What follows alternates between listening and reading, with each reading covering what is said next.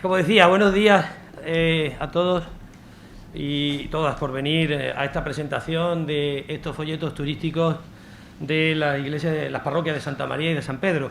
En primer lugar, como decía antes, muchas gracias por estar aquí, tanto al público asistente como, por supuesto, también a los medios de comunicación.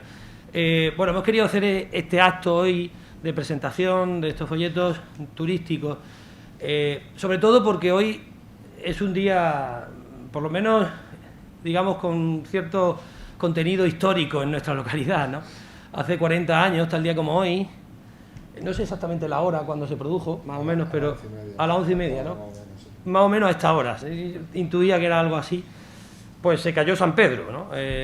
Fue además un acontecimiento que muchos tosirianos recordarán. Yo tenía 6 años, yo voy a contar brevemente cómo viví aquello, porque yo era muy chico todavía, la verdad que tengo un recuerdo muy lejano, apenas lo recuerdo, pero sí recuerdo que mi padre contaba que a su vez mi hermano mayor, que era ya un poco más mayor que yo, le dijo en un momento determinado en ese día: papá, mira que se ha caído San Pedro. Y mi padre, pues lo típico, ¿no? Anda ya, chaval, que está diciendo tonterías, ¿no? Porque aquello, claro, era una noticia de un impacto, claro, brutal, ¿no? Sobre todo luego también, y lo tenemos que reconocer, porque causó el fallecimiento, por desgracia, de un trabajador, y en ese sentido, pues, en cierto modo queremos también, pues, recordar ese hecho, ¿no?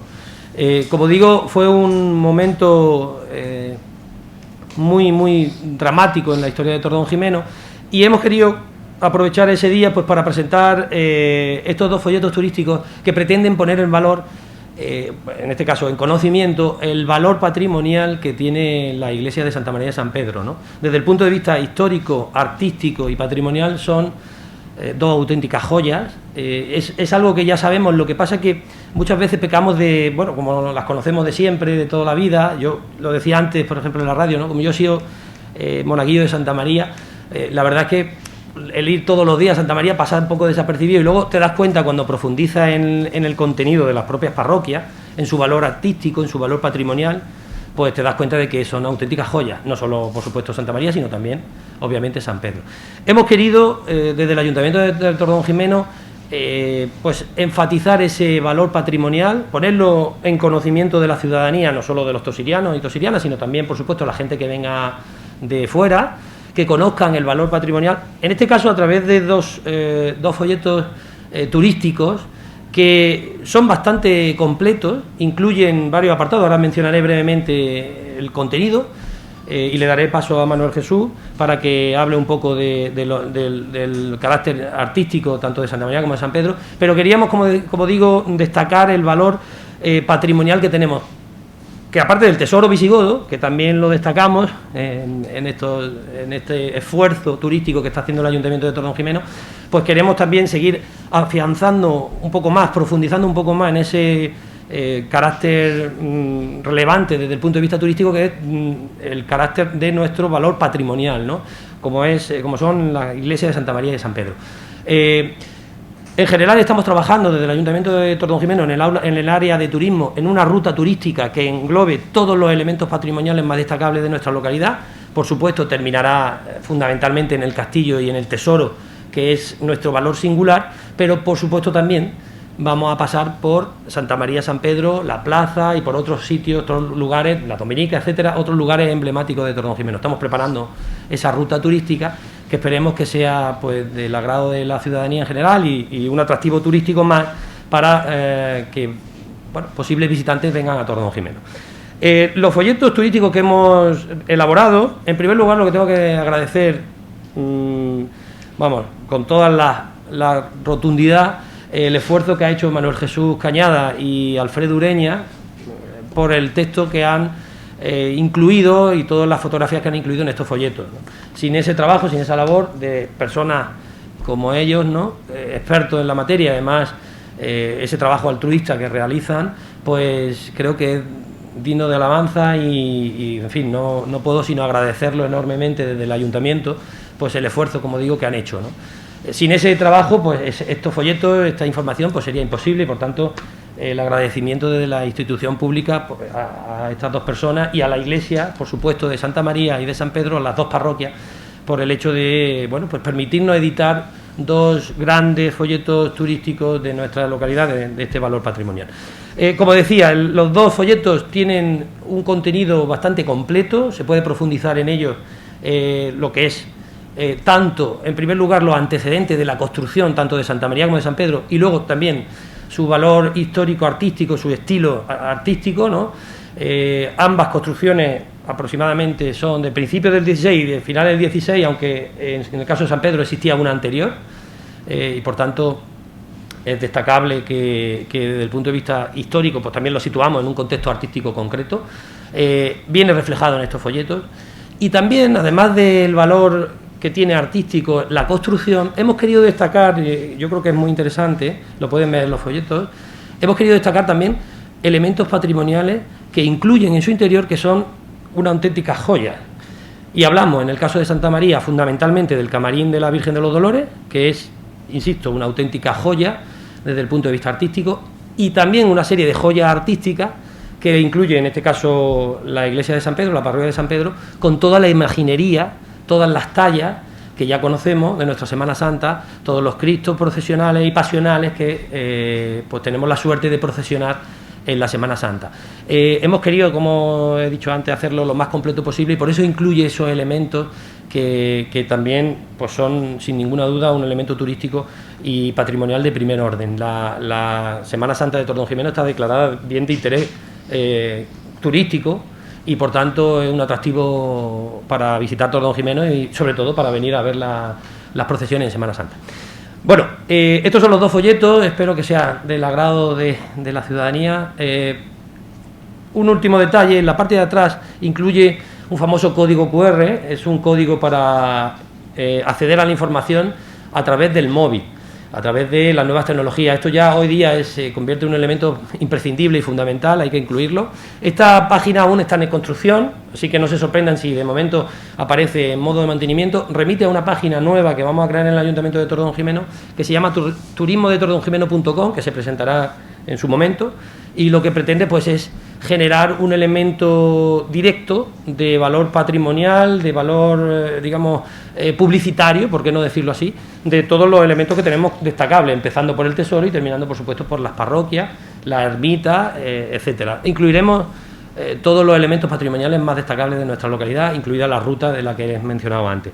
De momento, como digo, está en construcción, no hace falta que se metan en ello, pero la idea es, en un futuro, cuando se coja con el móvil, no es necesario tener el folleto a mano, sino que se puede tener en PDF y descargarse. Esa es la idea. Para hoy día todos vivimos con el móvil y, claro, el móvil será el elemento que nos accederá a toda la información, ¿no?, turística y patrimonial.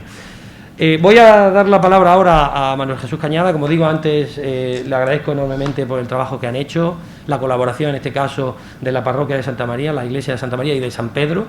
Va a hablar brevemente sobre el contenido de los folletos, todo el contenido artístico, los antecedentes, etcétera, que están, también lo pueden leer en las hojas. Y luego pues también va a hacer una breve mención, eso lo pedí expresamente, que mencionara y que pusiera alguna fotografía de cómo era, de lo que sucedió, aconteció tal día como hoy, a esta hora, hace 40 años, ¿no? Algunos de vosotros lo recordará bueno, como un elemento, en fin, fue un día muy intenso en Tordón-Jimeno, como digo, y seguro que mucha gente lo recuerda, ¿no? De hecho, el otro día había mucha gente que hablaba que fue, quiero recordar, que coincidió con el día de la boda de Lady Di con el príncipe Carlos de Inglaterra. Yo no, vamos, desconocía el hecho, sé que se casaron en el 81, pero no sabía que era el mismo día, y hay muchos tostirianos, el otro día en el Facebook lo escribían, ¿no? Lo cual quiere decir, bueno, que está en la memoria, nuestra memoria colectiva, y hemos querido, en cierto modo, dentro de las limitaciones que nos permite la pandemia y demás, pues conmemorar ese día con esta presentación. Bueno, sin más, le paso la palabra a Manuel Jesús para que nos hable un poco de tanto del contenido de los folletos como del 40 aniversario de la calle de San Pedro. En principio, yo quisiera disculpar a don José Antonio, el párroco de Santa María y actualmente también administrador de la parroquia de San Pedro. Le habría gustado estar aquí, pero ya tenía unos compromisos ineludibles cuando se puso la fecha de esta presentación, y me pidió ayer expresamente que lo disculpara, que le hubiera apetecido mucho estar en esta presentación, pero que no va a poder ser. Y es de justicia también porque, en cierto modo, la iniciativa por parte de las parroquias la toman los párrocos tanto don Andrés en su momento, como don José Antonio más recientemente, que insistieron siempre mucho en la necesidad de que las parroquias tuvieran algún folleto, algunos pliegos informativos sobre su valor patrimonial y artístico, ¿no? Entonces esa iniciativa de los párrocos la recogemos unos cuantos colaboradores de las parroquias y hacemos un texto que es el que le pasamos a José Juan, coincidiendo en el tiempo con un proyecto que también la Concejalía de Cultura tenía, y entonces, aunando esfuerzos, pues yo creo que se ha dado lugar al folleto que ha presentado José Juan, que va a ser de bastante interés.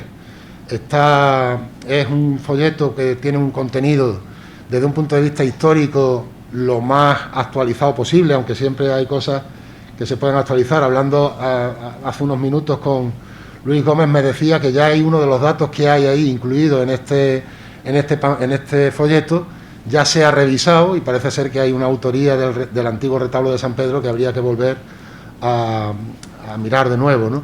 Esto es una cosa permanente, es decir, uno investiga, saca a la luz cosas y cree que ya lo tiene, y al cabo de un año salen unos datos nuevos y hay que volverlos a revisar. Digo esto porque es interesante que sepan ustedes que lo que tienen ahí está actualizado a día de hoy en la medida de lo que se puede, ¿no? Pero que no se sorprendan si dentro de un año aparecen algunos datos más que dejan eso obsoleto y hay que volverlo a hacer, ¿no? O sea que esto es así. La historia es un bicho que está vivo, afortunadamente. Bien, dicho esto, desde un punto de vista del contenido histórico y artístico, es una síntesis lo que hay ahí. Es decir, no tiene una autoría clara. Yo agradezco que José Juan me haya personificado a mí, porque bueno, en algún momento alguien tiene que dar un poco en la cara por si hay algún error para saber a quién hay que responsabilizarlo, ¿no? Pero no es mío exclusivamente. Es decir, ahí hay un trabajo de investigación de muchos años y de mucha gente, especialmente pues de gente que se ha dedicado de una forma altruista, como decía José Juan, a investigar sobre la historia y el valor patrimonial de nuestras parroquias, ¿no? Yo destacaría, no por hacer menor a nadie, sino porque, en fin, el hombre se lo merece por méritos propios académicos, Alfredo Ureña, que es quizá la persona que más ha investigado sobre la arquitectura, el patrimonio e incluso el urbanismo en Torredonjimeno, y por consiguiente es la persona, con un libro incluso a cuesta que aparece en el folleto como bibliografía prácticamente única, aunque ya digo, las notas que hay ahí no pertenecen solo a ese libro. El libro es Patrimonio Arquitectónico y Urbanismo en Torredonjimeno, y el autor Alfredo Ureña, y esa es la persona que yo destacaría por encima de cualquier otra, ¿no? Y bueno, luego investigaciones diversas. El grupo de Órdago y la Asociación Cultural Casia tiene varios trabajos. Francisco Javier Illana aparece también ahí con unas aportaciones, por ejemplo, la atribución a la Virgen de las Angustias, que era una cosa que estaba muy en el aire, la documenta este joven historiador con bastante fidelidad, vaya, con apoyo documental, y también es un dato que está ahí. Las investigaciones de Francisco José Telle Anguita sobre religiosidad popular de algún modo también se dejan ver ahí, en cuanto al origen, por ejemplo, de la nave de la Virgen de los Dolores, y bueno, también trabajos míos que de algún modo se han dejado también plasmar en esta síntesis, que es lo que tienen ustedes ahí, una síntesis de muchos trabajos, ¿de acuerdo? Dicho eso, desde un punto de vista del contenido, lo que se ha intentado es, primero, una ambientación histórica de los orígenes de los templos parroquiales. Debemos tener en cuenta que el templo parroquial no es solo patrimonio, no es solo un edificio artístico e histórico, que lo es, y de ahí el interés cultural en preservarlo, en conservarlo y en darlo a conocer, sino que es un edificio vivo, que está abierto al culto católico, y que sigue estando ahí, ¿no? Y precisamente la permanencia de esos edificios es la vida que tienen. Piensen ustedes en nuestro vecino convento de la Victoria, las vicisitudes que tiene desde su origen a principios del siglo XVII. Lo que hay ahí no tiene absolutamente nada que ver con lo que fue originariamente. ¿Por qué? Pues porque ha perdido su uso a lo largo del tiempo. El hecho de que las parroquias lo mantengan es lo que permite hoy disfrutar de ese patrimonio cultural, histórico, artístico, que tiene en el fondo también un valor esencialmente religioso. Eso es lo que le permite permanecer en el tiempo, ¿no? Y ese valor religioso tiene su origen en la Edad Media. Eso es lo que en principio introducimos en el apartado de antecedentes y origen histórico, ¿no? Es decir, cuando se reconquista el territorio en el primer cuarto del siglo XIII, hacia 1225, 1229, las fechas nunca son fiables. Esto se le encomienda a la Orden Militar de Calatrava, y la Orden Militar de Calatrava, que tiene su sede en Martos, necesita poner en funcionamiento, desde un punto de vista agrario, ganadería, agricultura, todo el alfoz que se le da, todo el territorio que se le entrega, que abarca un término común que va desde la raya de Castillo de Locubín hasta la zona de Higuera, Santiago, ¿no? Bien, pues esa encomienda con sede en Martos empieza a jalonar el territorio con torres y con cortijadas alrededor. Y una de esas torres, con casas alrededor, prospera y se convierte en una pequeña aldea, en una villa, que con el tiempo dará lugar a lo que hoy conocemos como Torredonjimeno. Y ahí es donde tiene su origen, primero la parroquia de San Pedro Apóstol, y luego ya a principios del siglo XVI la de Santa María. La parroquia de San Pedro Apóstol, como ha señalado José Juan, tuvo un precedente, un templo precedente, no sabemos muy bien, parece ser que de estilo gótico, que desapareció cuando se construyó el actual, pues porque era digamos que una cosa ya difícil de mantener, se había quedado pequeño. De hecho, la construcción de Santa María tiene su origen en que no era capacidad suficiente la de San Pedro para albergar a una población que había crecido, y por consiguiente hacía falta un nuevo templo parroquial, y se construye Santa María con ese motivo, ¿no? Se había quedado pequeño San Pedro, además era muy incómodo. Las visitas de la Orden de Calatrava hablan de un montón de tumbas que salían del suelo, del pavimento, y de un montón de altares que habían proliferado dentro, y eso hacía que la iglesia fuera poco funcional, y continuamente estaba sometido a reparaciones, ¿no? Hasta que ya cortaron por lo sano, decidieron tirarla y construir el templo renacentista actual, ¿no? Sobre el que luego, si quieren, pues hablamos un poco. Y el de Santa María tiene su origen, como les digo, a finales del siglo XV, principios del XVI. Ya en 1490, el concejo de Torredonjimeno, las autoridades municipales plantean a la Orden Militar de Calatrava la necesidad de acometer una nueva edificación, un nuevo templo parroquial, y es cuando empieza a promoverse la idea de Santa María, cuya construcción no empieza hasta 1504. En 1504-1507 es cuando dan comienzo las obras de ese templo, que desde el primer momento, ya en 1509, está dedicado a la Inmaculada Concepción. Eso no saben ustedes, que siempre se ha dicho que es el primer templo dedicado a la Inmaculada. Yo no sé si será el primer templo. Don Juan Montijano decía que sí, y en esto él sabía más que yo. Lo que sí sé es que desde luego se anticipa en 3 siglos y medio a la definición de un dogma, y que recoge una tradición hispánica, y eso lo decimos también ahí en el folleto, recoge una tradición hispánica que hunde sus raíces en la España visigoda, sobre la Inmaculada Concepción. Digamos que la tesis inmaculista en España ha tenido siempre mucha prédica desde la Edad Media, ¿eh? Entonces, bien, pues es un templo que se dedica de una forma bastante temprana a la Inmaculada Concepción. Es de estilo gótico tardío, o como en España le podemos llamar, un gótico isabelino.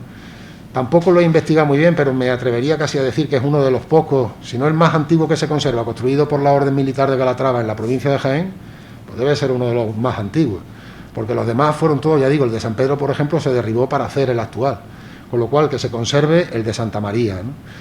Ahí hemos intentado en los folletos diferenciar muy bien lo que es la historia, rigurosamente documentada, de lo que es una leyenda, ¿no? Ya saben ustedes que aquí en Torredonjimeno hemos especulado mucho con la historia de con nuestro pasado, ¿no? Incluso nos hemos puesto medallas que a veces no nos correspondían. Bien, pues el templo de Santa María se atribuye una construcción en tiempo récord, en solo 3 años, que Carlos V viene, duerme en la casa del caballerizo mayor y manda derribar las murallas para hacer Santa María. Todo eso, que es muy bonito, que da mucho juego para una representación teatral, si se quiere, pues no deja de ser una leyenda, no tiene absolutamente nada que ver con la realidad. La realidad es mucho más prosaica, pero también mucho más interesante, ¿eh? Fue el pueblo de Torredonjimeno quien, ante la necesidad de un recinto para el culto católico, pide la construcción de un templo parroquial, que se dilata en el tiempo más de 20 años y que se hace con el esfuerzo de mucha gente, porque hay partidas para proveer la piedra, para pagar al cantero, que por cierto el arquitecto lo está intentando documentar bien Alfredo Ureña, sabemos el apellido, un tal Quesada es el arquitecto de Santa María. Bien, y su estilo gótico tardío se puede percibir muy bien en la parte central, en las naves del centro, ¿no? Y en las capillas laterales, que es el edificio primigenio. Ese edificio se manda a construir ya en los arrabales del pueblo. Digamos que hay una primera salida, un primer crecimiento fuera del recinto amurallado de la calle Postillillo hacia el norte, lo que hoy es la Carrera Alta, la Carrera de los Dolores. toda esa zona ya estaba edificada cuando empieza a construirse Santa María. De hecho, consta que se compran casas para derribarlas y en el solar que queda construir Santa María, que fue ampliada varias veces. En principio iba a ser un templo más pequeñito, pero se fueron comprando más casas para irle añadiendo solar, ¿no? La parte primigenia, ya digo, es la de principios del siglo XVI. Hacia 1525 el templo debía estar terminado e incluso ya se convierte en parroquia, puesto que ya en las definiciones de la Orden Militar de Calatrava se habla del párroco de Santa María, del prior de Santa María de Torredonjimeno, lo cual significa que ya es una parroquia consolidada, ¿no? Erigida como tal, como institución. Y en cuanto a su precedente, pues sabemos que hay una iglesia dedicada a Santa María en 1369, justo al término de la guerra civil entre Pedro I el Cruel y Enrique de Trastámara. Hay un capítulo, una reunión de la Orden Militar de Calatrava, y ellos tenían por costumbre firmar donde se reunían, pues en tal sitio y en tal día hemos decidido tal cosa, ¿no? Bien, pues esa reunión, la data, la tienen en la iglesia de Santa María de Torredonjimeno, año de 1369. ¿Qué iglesia era esa? Puede ser Consolación, puede ser Santa María de Valverde, o incluso puede ser una iglesia de Santa María de la que no tenemos constancia más que esa referencia, ¿no? Pero que sí que tengan ustedes claro que la Orden Militar de Calatrava, donde se dejaba caer, lo que fundaba era una iglesia dedicada a Santa María. ¿Significa eso que es la parroquia más antigua? No, la parroquia más antigua es San Pedro. ¿Por qué? Y vamos con el origen de San Pedro. Pues seguramente por la repoblación. Les he dicho antes que cuando la Orden Militar de Calatrava se hace cargo del territorio, para habituallar martos necesita poner en explotación a toda la comarca, ¿no? Y donde no hay casas hay que ponerlas, hay que sentar pobladores. Y esos pobladores venían de fuera, y entre los privilegios, entre comillas, que se les daba, estaba el que mantuvieran sus devociones, de donde venían, ¿no? Para sentirse un poco enraizados, ¿no? Bien, pues seguramente esos repobladores del siglo XIII son los que traen consigo la devoción a San Pedro y obtienen de la Orden Militar de Calatrava el permiso para que la parroquia de Torredonjimeno se dedique a San Pedro. Entonces, el origen calatravo es Santa María, el origen de la repoblación, San Pedro. Esa iglesia de San Pedro, como he dicho, termina derribándose hacia mediados del siglo XVI. El proceso de construcción lo estamos documentando ahora. Gracias a Francisco Javier Illana, hemos dado con algunos documentos en el Archivo Histórico Nacional, lo hemos solicitado y estamos esperando que nos lo envíen para poderlo investigar, donde esperamos que se nos documente muy bien cómo se construyó San Pedro. Lo que sí sabemos de esta iglesia es que la traza es del arquitecto Francisco del Castillo, el mozo o el joven, como ahora le gusta a los historiadores del arte llamarlo, y que es de un estilo manierista. En la segunda mitad del siglo XVI este hombre, Francisco del Castillo, venía de Italia, había estado allí aprendiendo con uno de los grandes maestros del Renacimiento italiano, con Vignola, y la forma de ejecutar era a la manera de, es decir, manierismo, a la manera de Vignola, ¿no? Y la iglesia de San Pedro es de un talante romano, es de un renacimiento romano, pues yo diría sobrio, elegante. Ustedes, por ejemplo, si se paran a pensarlo, también lo decimos ahí en el tríptico, luego ya lo documentan mejor, lo leen tranquilamente. Si se paran a verlo, pues el doble de largo que de ancho, las medidas de las naves laterales son la mitad de las de la nave central, que se duplican. Por cada intercolumnio en la nave central corresponden dos arcos en las capillas laterales. Es decir, que lleva una proporción binaria muy del estilo del Renacimiento, con unos órdenes gigantes muy propios del manierismo, del Renacimiento tardío de Italia, y que acompasa muy bien con elementos de estilo mudéjar, todo lo que es el artesonado, o incluso el empleo, la profusión del ladrillo en esa fábrica, ¿no? en las paredes. Y luego también un elemento importante en San Pedro son las pinturas murales, ¿no?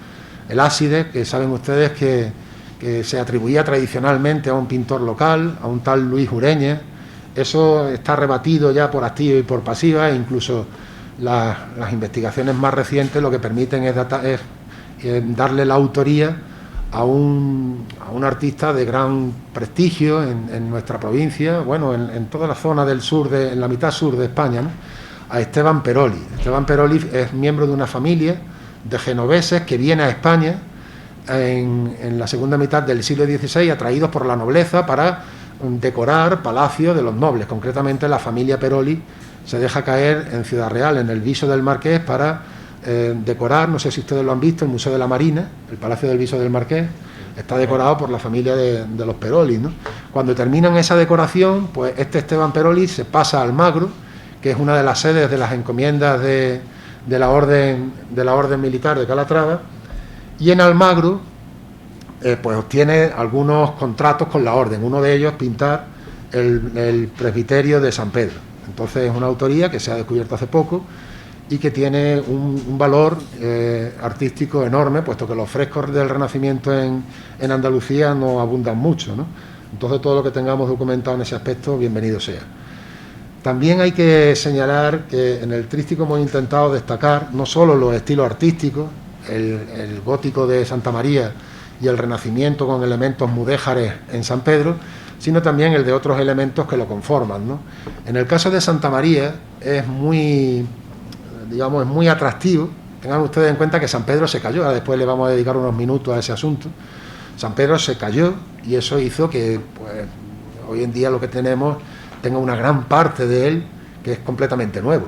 Pero en Santa María no. Santa María afortunadamente es el prototipo de edificio, quizá el único edificio que hay en Torredón Jimeno, que ha logrado pasar el tiempo como lo debe pasar un edificio, ¿no? Es decir, teniendo una parte originaria a la que se le van sumando nuevas partes. La zona del camarín es del siglo XVIII, la zona del sagrario es del siglo XVII, y que va recibiendo influencia de los estilos diversos por los que va atravesando a lo largo del tiempo, ¿no? Concretamente en Santa María hay de todo. Nos encontramos desde el gótico original al Renacimiento, no hay mucho, pero bueno, algunas de las pinturas de las murales que han aparecido en las paredes se podrían atribuir a un Renacimiento tardío. Barroco sí que hay, toda la zona del camarín de la Virgen de los Dolores, la capilla del sagrario es de estilo barroco. Neoclásico, hay algunos elementos también. Y de estilo ya historicista y neogótico, ya estamos hablando del siglo XIX, principios del siglo XX, pues también hay mucho en Santa María, es decir, es el típico edificio que va acumulando experiencia con el paso del tiempo, ¿no? Y eso es importante señalarlo y hemos intentado destacarlo en estos folletos, ¿no? Y en el caso de San Pedro, pues los elementos que lo integran. Algunos, por ejemplo, como el retablo, que tiene una procedencia de Valladolid, pero que es antiguo, es un retablo también de estilo manierista que acompasa mucho con la arquitectura de la iglesia de principios del siglo XVII, en las pinturas murales del ábside, e incluso la imaginería, que aunque es toda prácticamente de la segunda mitad del siglo XX, pues también dan muy bien la pauta de los distintos estilos de escultura que había en ese momento, ¿no? Tenemos desde imágenes concebidas con un cierto clasicismo, que son las de Amadeo Ruiz Olmo, el Efeomo, el Cristo de la Virgen de las Angustias, la Sentencia, hasta imágenes neobarrocas, como pueden ser todas las de Palmaburgo, el Preso, el Cristo del Amor, la Humildad. Es decir, tenemos una variada tipología de imágenes que nos permiten muy bien conocer cuáles fueron los principales estilos históricos, artísticos de la segunda mitad del siglo XX para la imaginería religiosa. E incluso una pieza que parcialmente es antigua, el rostro, la mascarilla de la Virgen de las Angustias es de principios del siglo XVIII, de 1720, según ha documentado, bueno, ya lo sabíamos, pero vamos, como ha podido documentar muy bien Francisco Javier Illana, ¿no? Entonces, bueno, pues espero que cuando ustedes cojan el tríptico, tanto en su ambientación y de antecedentes y orígenes históricos, como de estilo y los principales elementos artísticos que lo integran, junto con una pequeña sección que habla de observa bien, es decir, fijémonos en algunos pequeños detalles que pueden pasarnos desapercibidos. Por ejemplo, en la fachada norte, la que da a la plaza de San Pedro, uno se encuentra un escudo allí que llama mucho la atención, es el escudo de los Melgarejos, ¿no? Y el que no lo sepa puede atribuir que aquello está allí por algún patrocinador o algún patrono que tuviera una capilla o algo, ¿no? No tiene nada que ver, es un elemento reutilizado a raíz de la reconstrucción de 1984 que se incorporó allí y que da la curiosa coincidencia, no tiene, vamos, simplemente por coincidencia, ¿sí? Porque no tiene más fundamento histórico, que los Melgarejos tienen su raíz en la genealogía, en la familia, ¿no? Tienen su raíz con los Moro Dávalos, que sí que se enterraban en la cripta mayor de San Pedro, es decir, que da la coincidencia de que una familia, los Melgarejos, al final tienen un escudo en una iglesia cuyos antepasados están enterrados en la cripta, aunque no tenga una relación directa una cosa con la otra. O en el caso de Santa María, la Puerta Meridional, quienes tienen una edad, yo no me acuerdo muy bien de eso, pero vamos, saben que la puerta que hoy da la Plaza de Santa María, pues que en realidad pertenecía al palacio de don Gonzalo Fernández de Villalta, bueno, de la familia de los Villalta. El palacio de esa puerta es más tardía que don Gonzalo, ¿no? Que se reutilizó ahí, ¿no?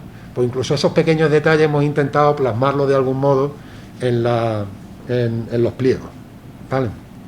Y ya por incidir un poco en la segunda parte de lo que nos trae aquí, cuando se derrumba San Pedro, bueno, pues les he dicho antes que hemos intentado en el tríptico diferenciar en el caso de Santa María lo que es leyenda de lo que es historia. Hay un recuadro un poco más oscuro donde eso se deja ver, ¿no? Y en el caso de San Pedro, pues hemos incidido en que lo que se está viendo allí, en gran parte, ha sido reconstruido posteriormente, ¿no? A raíz del derrumbamiento que tiene lugar tal día como hoy, hace 40 años, aproximadamente hasta ahora era.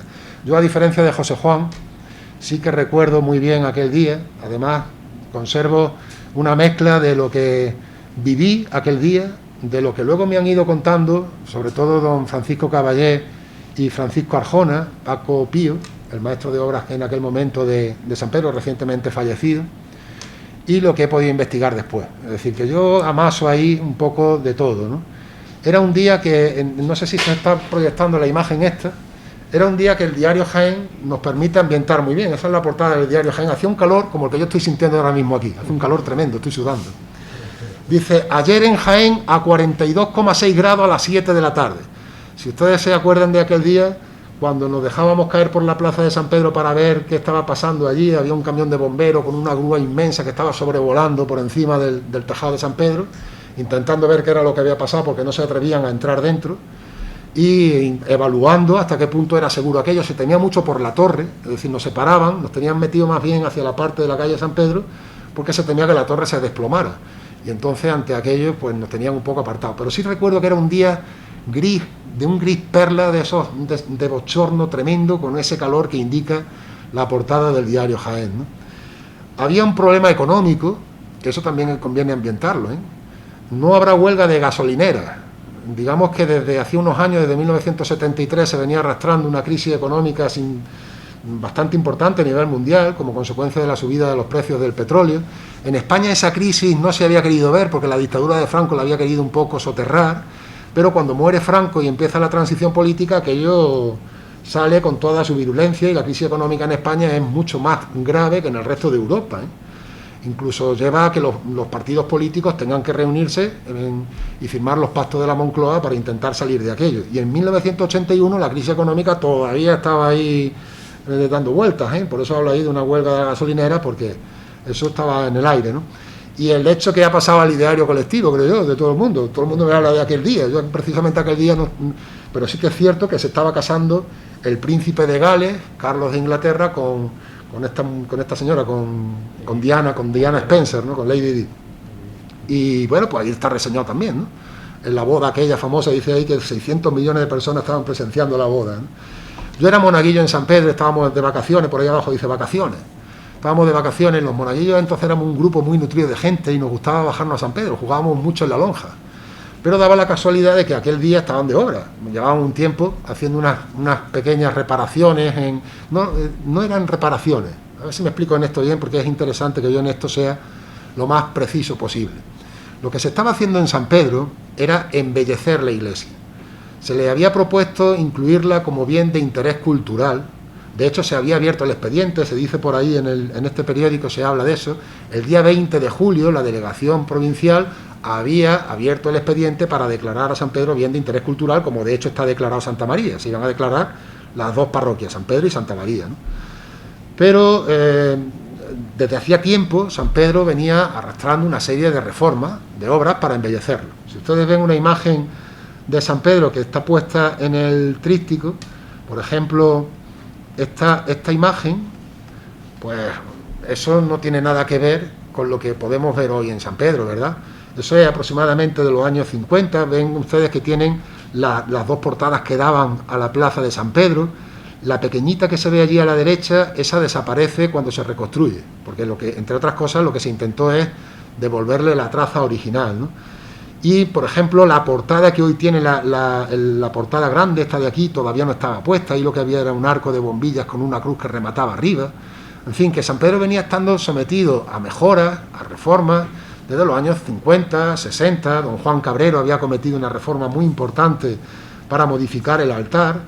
Piensen ustedes, por ejemplo, cómo estaba el altar de San Pedro, era lo que están viendo ahí, el retablo original había desaparecido, destruido en 1936, y lo que había era la pared con una cruz de bombilla y poco más, ¿no? Entonces eso, a raíz del Concilio Vaticano II, don Juan Cabrero lo modifica y pone eso que están viendo ustedes ahí, adapta el retablo que viene de Valladolid, cuyo autor es Pedro de la Cuadra, y le da un altar romano que ya no estaba mirando hacia la pared, sino mirando hacia los fieles, que es el que tenemos en la actualidad. Ese se conserva, no se destruyó con la caída, ¿no? Bien, pues eso es lo que había en el interior hacia 1981, desde la reforma de 1965. Y también estaba sometiéndose a embellecimiento todas las capillas laterales. Las capillas laterales tenían unos retablitos, muchos de ellos de estuco, de poca calidad, se estaban limpiando para dejar exenta la arquitectura y devolverle el esplendor renacentista. Tengan ustedes en cuenta que la orden militar de Calatrava era muy austera. Por ejemplo, ustedes ven la portada de Santa María y no tiene ningún elemento salvo unas pequeñas jambas con una columnilla y una pequeña moldura de cardina, y pare usted de contar. De ahí, sin solución de continuidad, pasa una hornacina flanqueada por la insignia de la orden de Calatrava y al campanario. Es decir, no hay decoración. La orden militar de Calatrava es muy austera en lo que hace. Y San Pedro pues le estaba sobrando, entre comillas, todo aquello que se le había ido pegando en el siglo XIX sobre todo, ¿no? En esa limpieza estaban en 1981, porque fíjense, por ejemplo, ustedes, entre esa imagen, las ventanas que están viendo ustedes ahí, y la que tiene cuando se cae, que son esos ventanales que parecían una nave industrial, era una cosa de muy poco gusto, ¿no? Y en eso también se estaba intentando embellecer, se le habían quitado esas ventanas y se le había dado el arco de medio punto que tiene en la actualidad. Don José López Arjona había diseñado las actuales vidrieras que se iban a colocar, y lo que se estaba haciendo desde un punto de vista de obra, por la razón que explica que hubiera albañiles allí aquella mañana, es que para embellecer el interior se estaban descubriendo los arcos. Si ustedes se fijan hoy en los arcos que sostienen la techumbre, tienen los ladrillos al aire, ¿no? Esos ladrillos estaban, ¿cómo se dice esto? Enlucidos, ¿no? Enlucidos, estaban, entre otras cosas, antiguamente era impensable, con enfermedades de la epidemia de la peste, el cólera, era impensable que las arquitecturas no tuvieran yeso echado, era una manera de evitar la propagación de contagios, ¿no? Bien, pues estaban descubriendo y tratando de embellecer la iglesia para incluirla en ese expediente de bien de interés cultural. Y a eso de las 11:30 de la mañana, yo recuerdo que yo estaba en esa explanada que se ve ahí, los monaguillos bajábamos a San Pedro, les he dicho antes, para jugar allí en la lonja, ¿no? Pero Francisco Dama, que era el sacristán, Paco el Marteño, para quienes lo hemos conocido en aquella época, pues nos decían de niños, salir a la calle, que entre los albañiles y vosotros aquí no hay quien aguante. Y nos echaba a la plaza de San Pedro, y allí estábamos jugando cuando a eso de a las 11 y algo, a las 11:30, o así sería. Yo recuerdo que por la calle me encontré a Elías y a Javier López, Javier Liébana, no recuerdo qué es el apellido, que bajaban. Y bajaban de unas clases particulares que habían tenido, y eso era entonces en torno a las 12 o así. Era eso. Y entonces, a esa hora, pues se oyó un rugido fuerte. Miramos, y cuando vimos salir a la gente rápido, concretamente yo al que vi fue al maestro de obra y a su padre, iros de aquí, fuera, iros, y nos fuimos, ¿no? Y luego ya nos enteramos de lo que había pasado. Y parece ser que se cayó, según me contaba a mí Paco Carpio, se cayó en 2 tandas. Lo que él vio cuando empezó a caerse fue que la parte central, por donde pega el presbiterio, se vino abajo. Y entonces él creía que eso era, que algo había pasado allí, que se iba a contener ahí. Pero en cuestión de segundos vi que todo se iba transmitiendo, es decir, que toda la nave central se venía abajo como si fueran piezas de un dominó, y la lateral queda también hacia el castillo. Eso es lo que él le dio tiempo a ver, según me contaba a mí, ¿no? Y luego parece ser que después, en ese primer derrumbe, echaron en falta a uno de los albañiles, a Francisco Galán Hueso se llamaba este hombre, tenía 33 años y fue quien murió.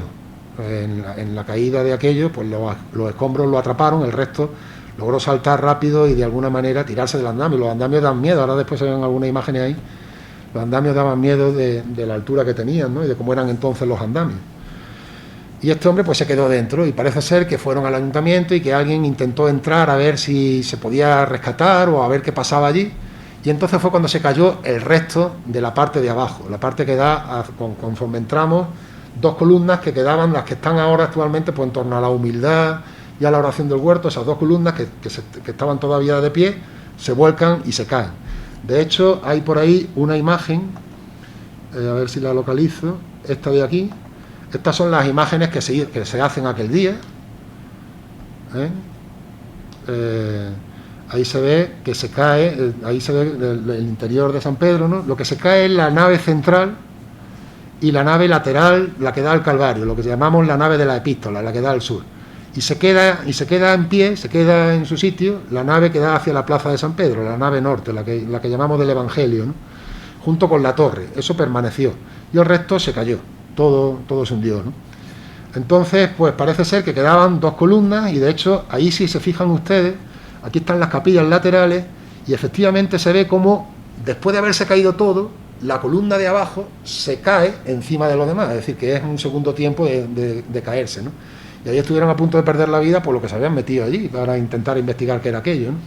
Ya no entraron más, llamaron, según me contaba don Francisco, lo llamaron a Jaén, él estaba reunido en una reunión de espiritualidad que tenía todos los miércoles, eso era un miércoles, y bueno, lo llamaron, se vino, se puso en contacto con quien procedía, ya vino el vicario general de la diócesis, el gobernador, en fin, ya vinieron las autoridades, llamaron a los bomberos, investigaron aquello, hicieron un informe pericial, se rumoreó mucho del por qué se cayó San Pedro. Decían que sí, porque se estaban picando los arcos, no tenía nada que ver, los arcos se estaban picando. Fíjense que, por ejemplo, los que dan a la nave de San Pedro están picados y están en pie. Los que se caen son precisamente los otros, ¿no? Se estaban picando y eso no tiene por qué afectar a la estructura de la iglesia. El informe pericial que se hizo después implica que lo que hubo fue una depresión del terreno, es decir, se hundió el terreno, dio la coincidencia de que estaban haciendo la obra, pero no tenía nada que ver una cosa con la otra.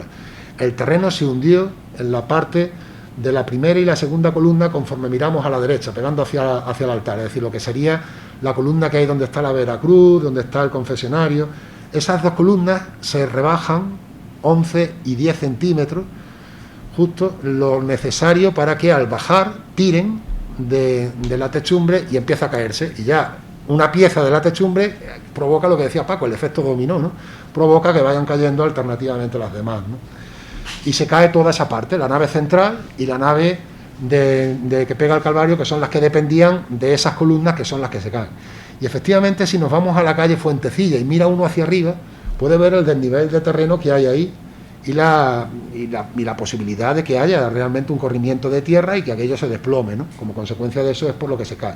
Y lo que se quedó en pie, pues ustedes lo están viendo ahí, ¿no? Se queda la cúpula, gracias a Dios, porque es una cúpula de un interés histórico y artístico de una valía enorme, ¿no? Hubiera sido una pérdida muy lamentable desde un punto de vista patrimonial. Parte de la techumbre está la que hay hacia abajo, hacia donde está la zona del coro, los arcos que hay hacia la zona del campanario, y bueno, este es el aspecto que presenta el interior, con las vigas, ¿no? Los bancos y todo lo que allí había de cuando se cayó. Esta imagen la han publicado hace poco, no recuerdo quién, no sé si Juan Molina o Juan Hermoso, alguien ha publicado la imagen esta, ¿no? Bien, pues un año las obras de restauración se presupuestan en 36 millones, voy acabando porque parece que ya, ¿no? Sí, bueno. Se presupuestaron en 36 millones de pesetas, que hoy en día esa cifra pues puede parecer escasa, pero en aquella época era un dineral, ¿no? El 75% lo asumió el Ministerio de Obras Públicas. En aquel momento el gobernador civil, Antonio Ortega creo que se llamaba, y el delegado provincial del Ministerio de Cultura, creo que era Rafael Zavallo, pues gestionaron aquello y se hizo una comisión pro restauración, pro reconstrucción se llamaba, y el Ministerio asumía el 75% de aquello y el 25% restante el obispado y la parroquia de San Pedro, que aquello se subsanó con aportaciones del ayuntamiento y sobre todo de los fieles. Se publicaban mensualmente unas listas con las aportaciones que iban dando los fieles para restaurar aquello. Aprovechando la restauración, ya se incorporaron pues elementos se intentó recuperar lo que había sido la planta originaria del del templo, es decir, cegar la segunda puerta que daba a la plaza de San Pedro, abrir la puerta principal que hay actualmente, la que da hacia el oeste, hacia la zona de la calle Cantera, subirle el coro, que todo aquello había sido muy modificado desde el siglo XVIII, y en fin, ahí tienen ustedes algunas imágenes, ya para concluir, no hacerme muy pesado, algunas imágenes de cosas que de trabajo que se hicieron allí. Esto es descombrado, cuando ya se había derribado incluso la nave que se había quedado en pie, la que da hacia la plaza de San Pedro, pues ustedes ven que ahí ya está, se tiró para consolidar, para hacer la techumbre entera. Ahí se ve en el presbiterio, lo tuvieron que hacer una especie de paredón para proteger las pinturas murales y el retablo.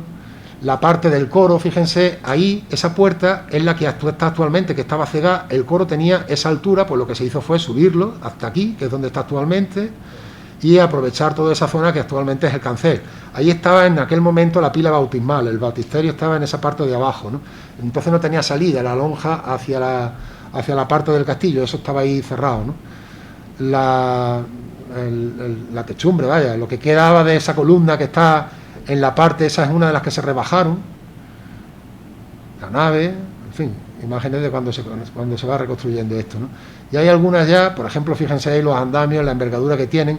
Actualmente San Pedro, porque ya aprovechando que se estaba reconstruyendo, es que estoy buscando la imagen en sí, aprovechando que se estaba reconstruyendo, lo que se hizo fue que todo el suelo se hizo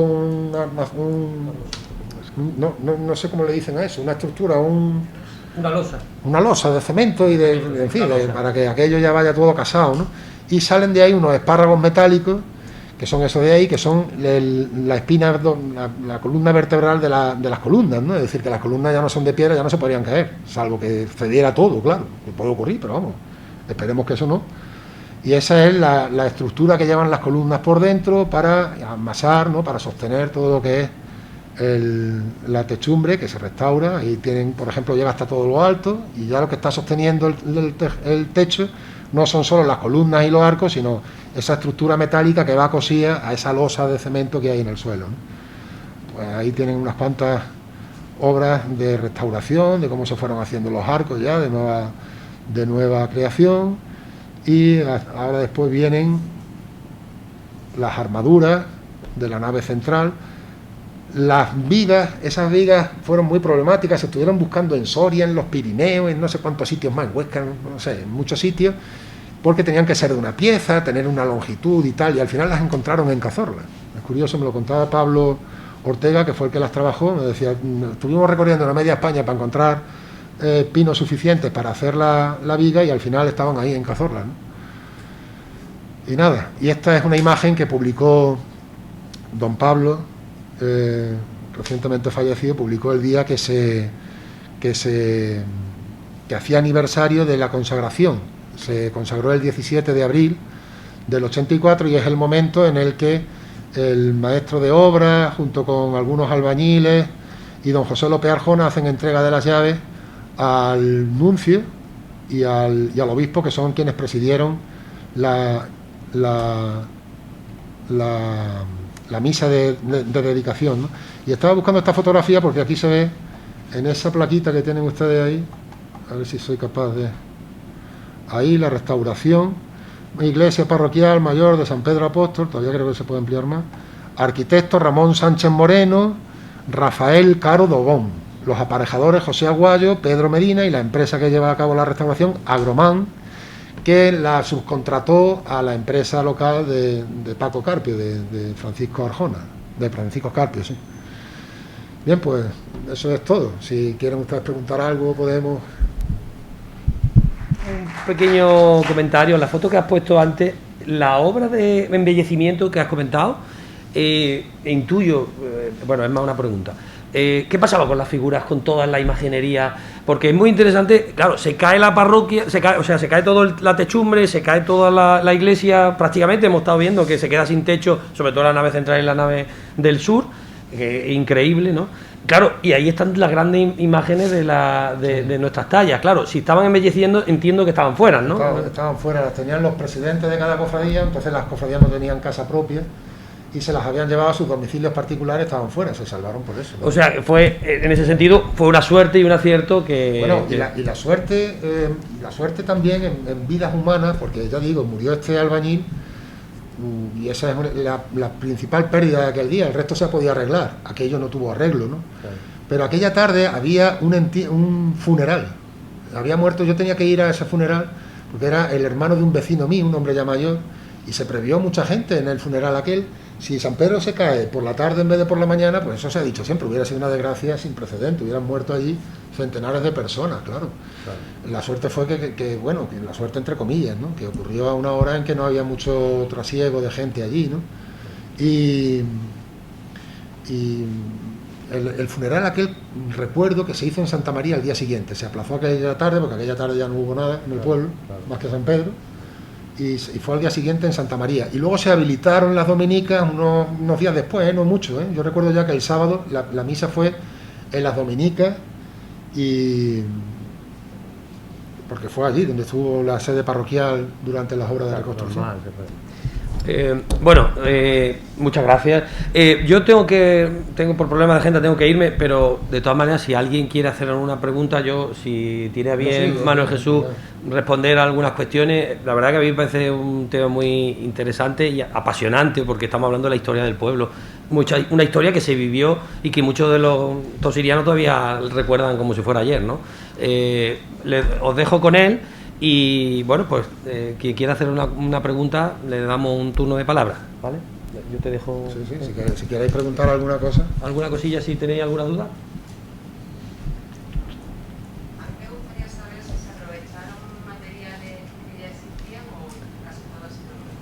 Es decir, el material de las columnas, por ejemplo, que yo no recuerdo, no recordaba que las columnas estuvieran derribadas. Me acuerdo de la textura, pero no de la columna. Ese material es original o la tiene. Pues yo sé que en madera no se reutilizó nada, en madera. En las columnas me da la impresión que tampoco, porque en algunas fotografías de las que se ven ahí, se ve a los canteros trabajando el labrado de la piedra, ¿vale? Entonces me da la impresión de que no se pudo aprovechar, que no se aprovechó nada, porque además los sillares de las columnas actualmente son muy irregulares y la caída los destrozó, no los dejó tan aristados como están en la actualidad. Pero en piedra no sé si se llegó a aprovechar algo. Desde luego en madera sé seguro que no. Por lo menos en San Pedro. Por ahí hay rumores raros de que cosas... Si hay alguna pregunta más. Jesús, lo que sí fue muy rápido la restauración. Sí. Fue una cosa que se esperaba, yo recuerdo que al principio se decía de mucho más tiempo, y la verdad que fue todo muy ligero. Fue muy sorprendente para todo el mundo. Para incluso el nuncio, yo sé, porque me lo han contado luego, que en el obispado y en la nunciatura fue muy elogiada la labor de un pueblo como Torredonjimeno, que en muy poco tiempo restauró aquella iglesia. Es decir, estamos hablando, por ahí hay una entrevista al que entonces era el párroco, don Francisco Caballé, y él dice que al año le hacen una entrevista, un año después, en 1982. Y todavía no habían empezado las obras, es decir, que en el 82 todavía estaba el expediente abriéndose para hacer la obra de reconstrucción, es decir, se había descombrado, se había derribado lo que había quedado, que estaba amenazando ruina, pero no habían empezado las obras. Es decir, las obras empiezan a finales del 82 y la iglesia se inaugura en abril del 84. Estamos hablando de... Ellos preveían 16 meses para hacer la obra y el plazo, pues si no fue eso, poco varió, ¿eh? Y es verdad que todo el mundo se volcó mucho, las autoridades del ministerio se volcaron, la delegación, el ayuntamiento, pero sobre todo el vecindario. Ya digo, yo recuerdo como bueno, ahí, y han estado por San Pedro mucho tiempo esas listas, ¿eh? No sé, deben estar en el archivo, pero se publicaban en los escaparates del pueblo unos listados mensuales de gente que daba aportaciones, ¿no? Y hay por ahí una entrevista a don Francisco Caballé que es muy bonita, ¿no? En el sentido de que habla de cómo el vecindario se está volcando en hacer la restauración, ¿no? No recuerdo exactamente, no lo tengo por ahí, lo tengo en el teléfono, creo.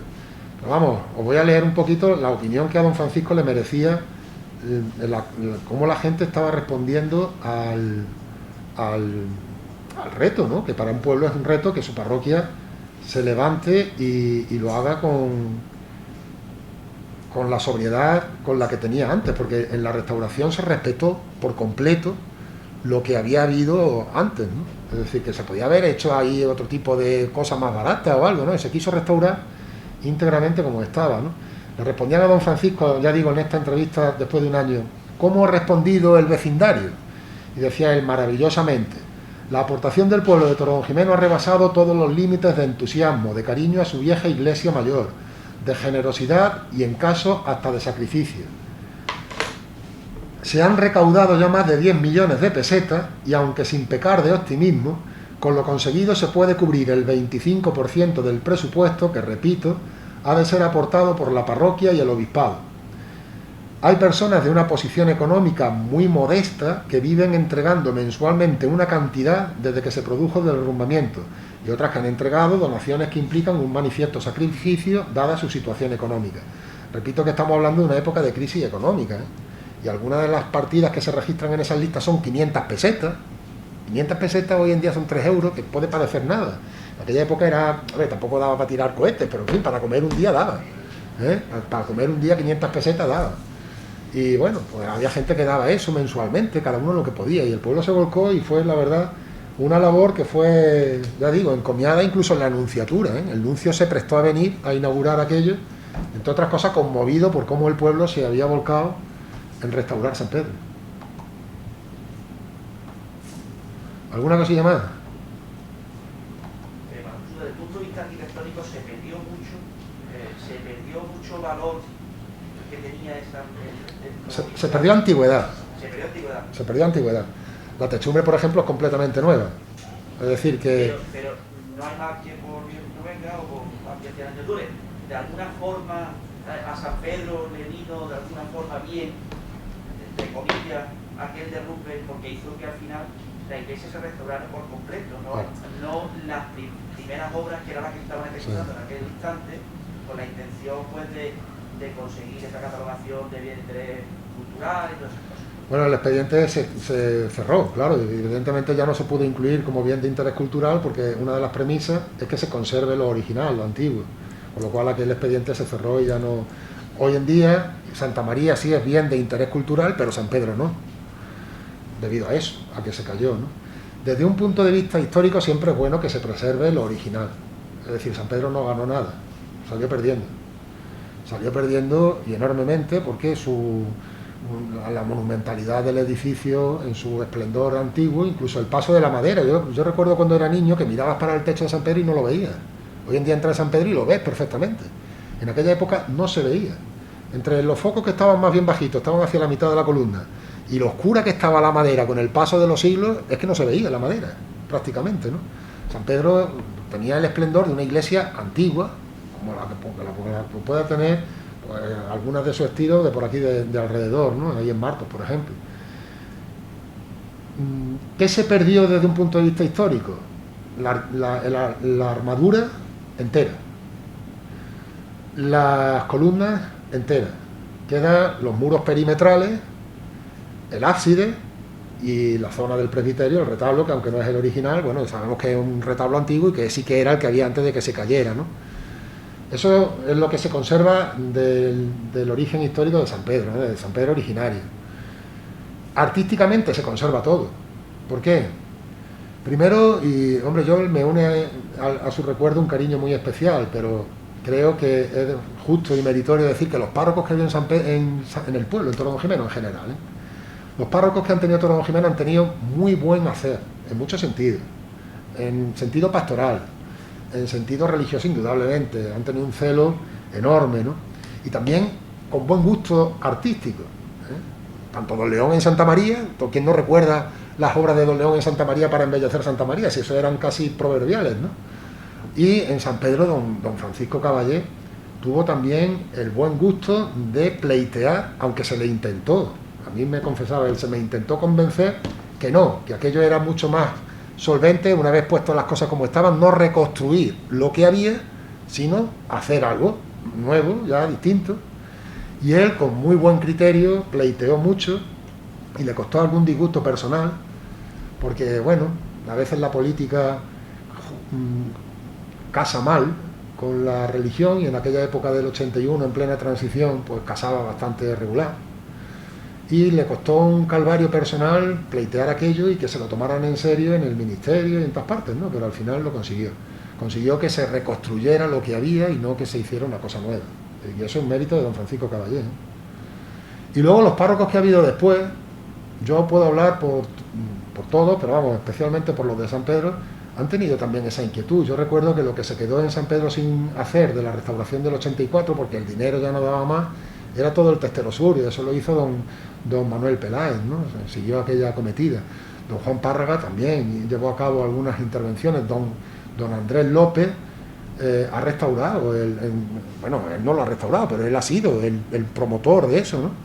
Ha restaurado el retablo y las pinturas murales, que son de una calidad artística excepcionales, de verdad. Yo no sé cómo, vamos, si yo les digo a ustedes que tenemos aquí una obra artística digna de estar en un museo como, pues a lo mejor no me explico lo suficiente, ¿no? Es decir, es que tenemos unas pinturas murales de raíz romana, de renacimiento italiano puro y duro, en una parroquia de San Pedro, de Torredonjimeno, ¿no? Y eso pues tiene un empaque enorme, ¿no?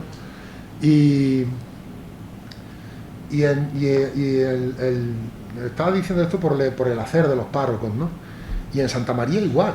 En Santa María el camarín, ustedes se van por aquí por la provincia y hay 4 o 5 camarines que tienen siempre una presencia en todas las páginas web de turismo y de cultura, ¿no? Y estaba obviado el de Santa María, y es uno de los camarines más bonitos desde un punto de vista estético y en la tipología de lo que son los camarines barrocos en Andalucía, ¿no? Y sin embargo lo tenemos ahí y pasaba completamente desapercibido, y se ha hecho un esfuerzo enorme por restaurarlo. Es decir, en los últimos 4 años, desde 2017-18 en San Pedro y el 2019-20 en Santa María, ha habido una inversión de la Iglesia para restaurar el patrimonio histórico artístico que pertenece a todo el pueblo de Torredonjimeno importante, y eso lo hacen los párrocos. Entonces, desde un punto de vista artístico, aquel día, ¿qué se perdió? Nada, porque se logró recuperar la traza original. Es decir, tú entras en San Pedro y sabes, porque te lo dicen, que aquello está nuevo, pero si no te lo dicen, tú no lo sabes. Yo conozco a gente que ha venido a verlo y se han puesto allí a explicar aquello con mucha autoridad, y esto es una cosa, fíjate, y cómo trabajaban en aquella época. Y yo pensaba para mí, digo, no te voy a aclarar que lo trabajaron en el 80 y tanto en unas cuantas máquinas, porque ¿para qué te lo voy a decir, no? Disfrútalo, si está igual que estaba. Pero el que lo sabe, y el que no, pues no lo sabe. Desde un punto de vista histórico sí que se perdió mucho. La antigüedad del edificio ya no es la que era, ¿no? Al menos en una parte importante, la techumbre y las columnas. Estaban los arcos anteriores. Yo por eso cuando ya estaban las capillas, estaban con, ¿cómo se llama? Enlucidos. Sí. Y con el cubo y Sí, esas sí. cosas. Pero anteriormente existían esos arcos. Sí, sí, sí. Sí. Eso era lo que se iba a recuperar, por eso se inicia la obra, ¿no? Para entender eso. Se estaban recuperando varias cosas. La parte de San Pedro, la parte que pega a la plaza de San Pedro, ya estaba terminada. Ahí ya lo que se había hecho era picar las paredes, quitarle el yeso a las paredes, de los arcos donde están actualmente el Eceomo, la Virgen de la Fe, todos los arcos esos que hay en las paredes. Eso se había picado el entorno y se había descubierto para dejar el ladrillo, tal y como está hoy, ¿no? Y las ventanas de arriba, que si antes en la fotografía se ha visto que eran unos ventanales tipo así de nave industrial, ya se había puesto como están actualmente, es decir, con el arco de medio punto para ponerle una vidriera y embellecer aquello y tal, ¿no? Eso era lo que se estaba haciendo en lo que es el muro, ¿no? Y en los arcos centrales lo que se estaba directamente era picando los arcos para sacar el ladrillo. Como consecuencia de esa obra, que no dejaba de ser una obra menor, es una obra que no afecta a la estructura del edificio. Pues bueno, pues hubo quien lanzó que aquello se había caído por ese motivo, no tenía nada que ver. También se iba a cometer la solería, es decir, yo recuerdo como que estaban puestas donde está actualmente la entrada principal, la que hay abajo, eso estaba cegado, ahí estaba, hemos dicho antes, el batisterio, y en la lonja de atrás estaba completamente, y no había salida, ahí había una cochera que daba, y ahí estaban puestas las losas que tiene puesto actualmente el pavimento, que ya había muerto alguien, no recuerdo quién. Alguien había dado una donación para comprar esas baldosas de mármol y levantar todo el suelo y poner las baldosas, pero eso no se había llegado a hacer. Estaban preparadas allí, pero todavía no se habían empezado a cambiar las baldosas del suelo. Será la siguiente intervención que se preveía, que ya no dio tiempo a hacer, ya directamente lo que se hizo después, cuando se restauró, pues fue ponerle la solería nueva, claro. Había entre las columnas, había algunas capillas que tenían mesa de altar. Yo eso no lo recuerdo, Angustia. Yo sí lo recuerdo. Es que yo soy mayor. Pero ya cuando se cae, yo no recuerdo eso. No, por eso digo que si esa corregida se pensaba hacer como parte de la restauración, o eso al caer la techumbre desapareció. No, eso estaba ya quitado. Eso estaba quitado. Eso estaba quitado. De eso sí me acuerdo. Yo recuerdo San Pedro como lo que es la parte de los muros como está ahora. Es decir, los arcos con la columna. Lo que sí había era un zócalo de piedra, que eso sí ha desaparecido. Eso se quitó. Y la capilla que yo recuerdo que estaba abierta era donde está ahora la Sagrada Familia, el San José y la Virgen y el Niño Jesús, que eso estaba metido hacia adentro, lo que hoy es el despacho parroquial, que había sido una capilla del Sagrario, y originariamente ahí había estado la entrada de la sacristía. Es decir, eso era el despacho, pero que donde está ahora, pero que originariamente ahí lo que había habido era la sacristía, la entrada de la sacristía en los años 40 estaba ahí. Ahí por ahí una foto donde la puerta de la sacristía, donde está ahora, está precisamente ahí, donde está San José, la Virgen y tal. Entonces eso en algún momento se partió la sacristía y se hizo un espacio para hacer una capilla del Sagrario que con el tiempo, bueno, con el tiempo no, en las obras de restauración esta del 84 se cegó, se dejó como capilla igual que las demás y la parte de dentro ya no fue capilla del Sagrario, se convirtió en el despacho parroquial. Y eso es lo que yo recuerdo así un poco más señalado, ¿eh? El resto de los arcos yo los recuerdo ya. Sé que estuvieron, incluso hay por ahí alguna fotografía donde se ve algún retablito ya en los años 70, pero yo eso no me acuerdo. O sea que eso para el 81 ya lo había quitado.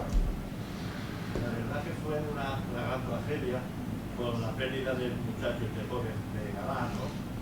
Pero yo recuerdo que cuando ocurrió, como muchos vecinos, con la curiosidad, pues a mí también me llevó allí a la plaza de San Pedro, que no podíamos acercarnos porque ya estaban los bomberos, estaba la policía y estaba... Y sí recuerdo que se echaba en falta de este muchacho, pero también se comentaba que podía haber habido otra gente dentro, porque comentaba, bueno, esto estaba de obra, pero los curiosos, todos los curiosos, a lo mejor no habían entrado y hubo temor al principio de que pudiera haber alguna obra. Bueno, yo ya te he dicho, yo estaba por allí jugando y algunos padres de monaguillo hasta que encontraron a los hijos las pasaron canuta los días, ¿sabes? Se temía. No, yo creo que no, pero allí la gente se comentaba eso y decía...